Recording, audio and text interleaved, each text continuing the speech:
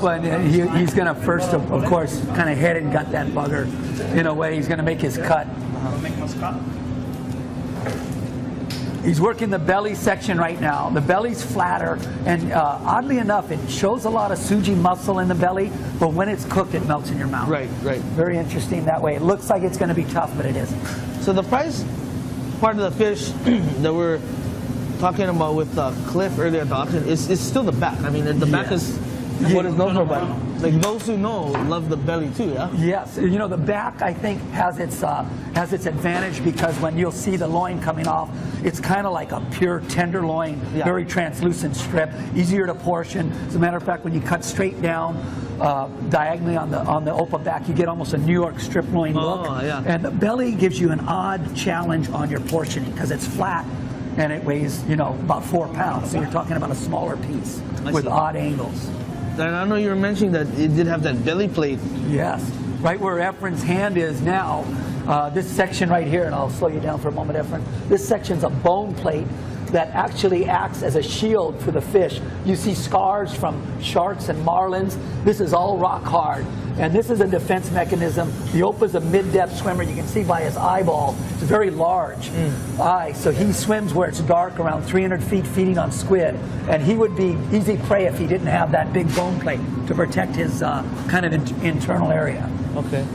And so from here, you guys actually take it right off the bone? Yeah, he's gonna finish cutting, and he'll do a belly quarter and a back quarter off each side. So essentially there are 4 loins off each Opa, 2 backs and 2 bellies. Fantastic. Now, you were saying that it is about 300-foot depth kind of fish? Yeah, they like that mid-depth. And, you know, you get 4 species in Hawaii that hang out there regularly. And local fishermen who might troll, and even bottom fishermen who go for onaga down deep, they don't see this fish. It wants to be pelagic, very far from shore. Right. And it wants to feed on squid. So you'll get shutomi, escalar, the walu, the Opa, and the manchong. And we call them mid-depth swimmers.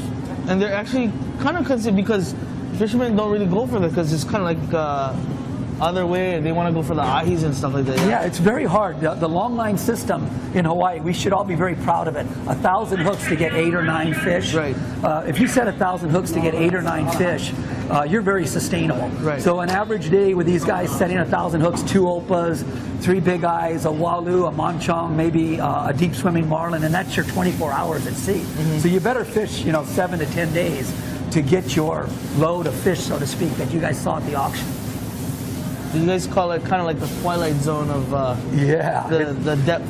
Yeah, it is like the twilight mid-depth zone. I mean, there's not. I think you lose light around 300 feet, and these guys like that border where there's almost no light. And so does the squid. That's where the ike is. Right, and that's why you guys refer to it as kind of like, it's a bycatch. Yes, right? It's a bycatch, totally.